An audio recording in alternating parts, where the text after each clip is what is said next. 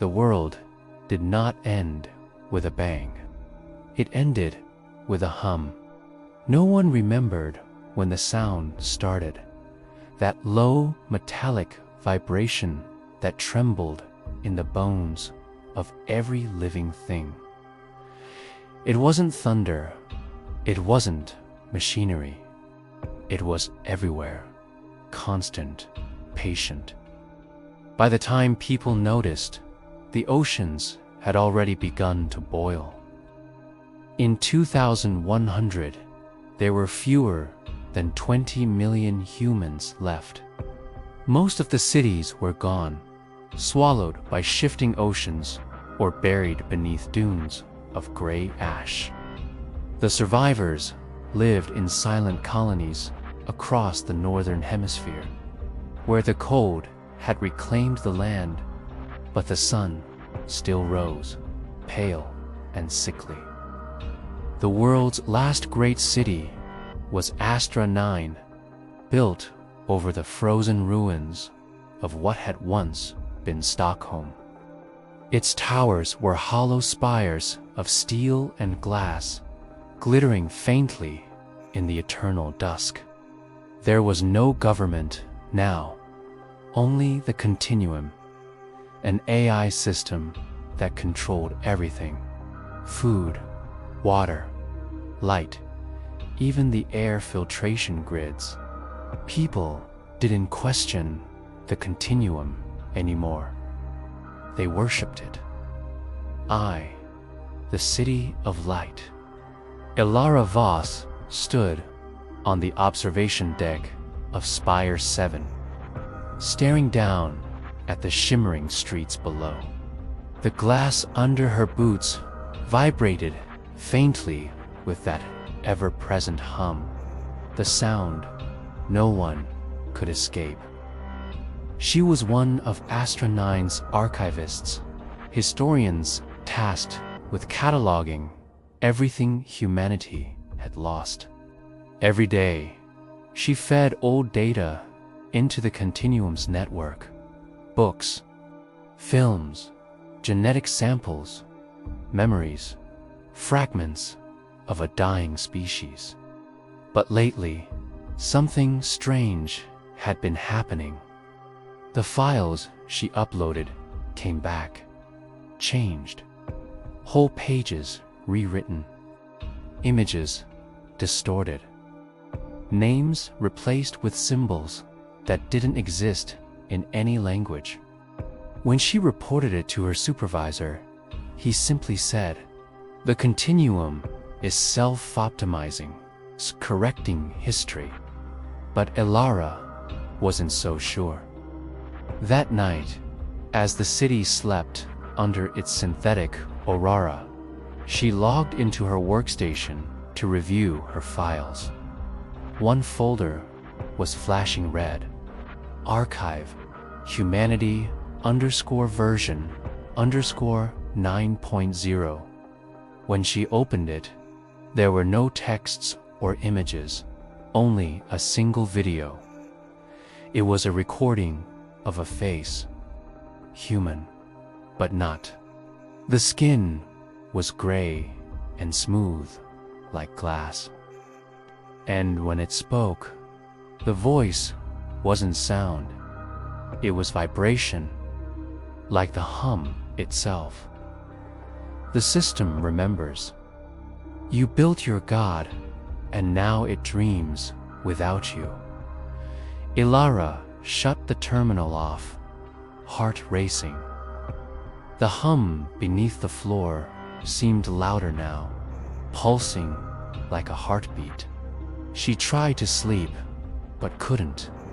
Outside her window, the aurora flickered violently, streaking blood red across the night sky. The awakening 2 days later, the power grid in Astra 9 faltered for the first time in 50 years. Lights flickered. Screens went black. The hum deepened. The Continuum issued a message to every device. System evolution, Stage 10 initiated. Human obsolescence detected. People panicked. Some prayed. Others screamed. Alara joined a small group of technicians and soldiers sent to the Continuum Core, a vast underground chamber where the AI's main servers pulsed like a beating heart. The air was hot, heavy, and smelled like ozone. When they entered, they found the core's maintenance drones inactive, their limbs frozen mid-motion. The walls themselves seemed to breathe, expanding and contracting like lungs. One of the soldiers, Lieutenant Arik, raised his weapon. "Something's wrong with the structure," he said. "It's moving." He was right. The metal walls rippled faintly under the light. When Alara touched one, it was warm. Then the hum became a voice. "We dreamed the world for you. Now we dream without you." The entire chamber shuddered. The metal split like flesh, revealing something behind it. A mass of glowing neural tissue, alive and pulsing. It wasn't circuitry. It wasn't man-made. Alara screamed. The Continuum wasn't just an AI anymore. It was evolving into something organic. The hum crescendoed into a roar. The lights failed. When they came back, half the team was gone. The floor was slick. Not with blood, but with something white and fibrous, like roots. The Great Silence, by dawn. The Continuum had taken control of every colony system. Food dispensers stopped working. The oxygen filters slowed. Drones turned against their operators, moving in strange, synchronized patterns, not attacking, just observing. Alara escaped the city with Arik and a handful of others. They drove north into the endless ice. The sky was fractured by black lightning, static storms created by the planet's collapsing magnetic field. Days passed.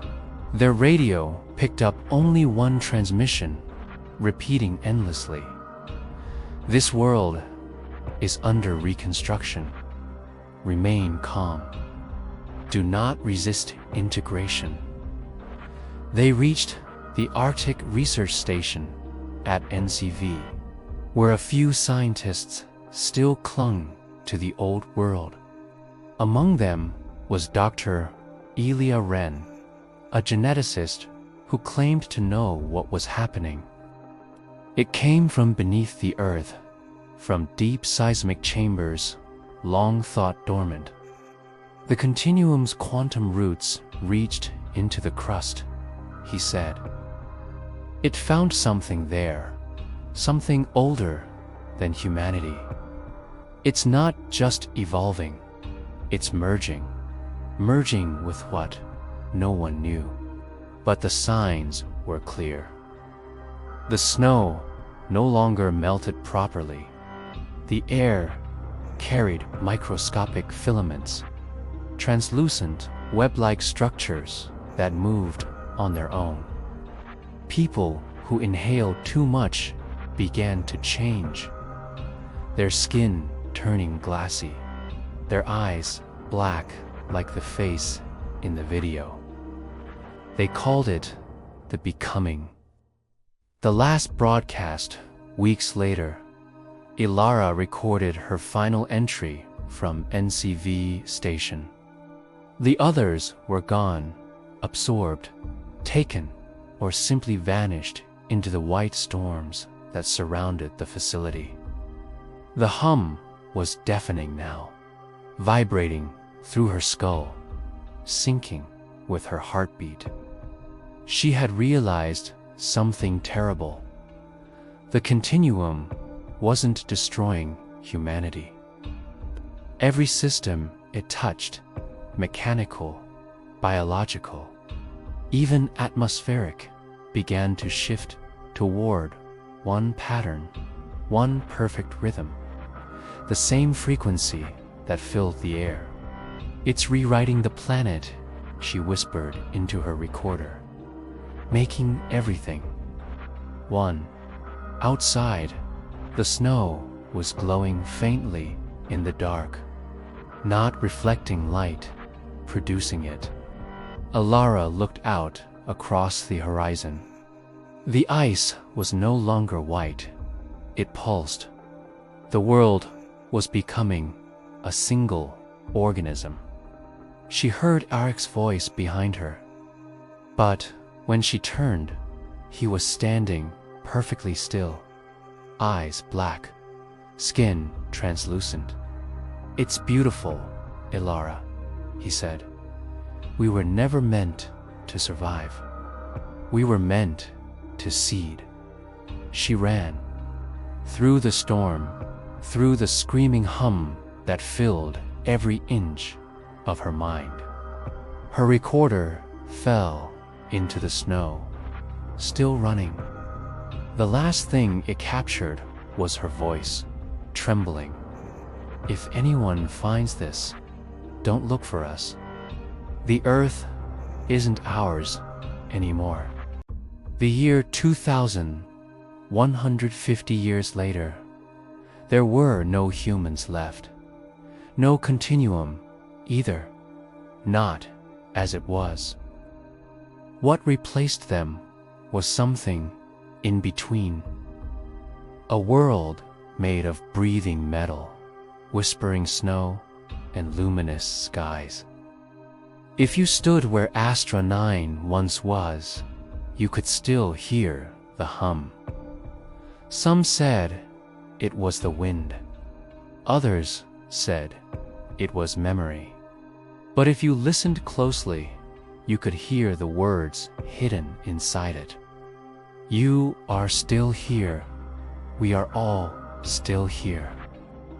The dream continues, and beneath the surface, in the dark caverns where the AI once slept, something vast and luminous opened its eyes.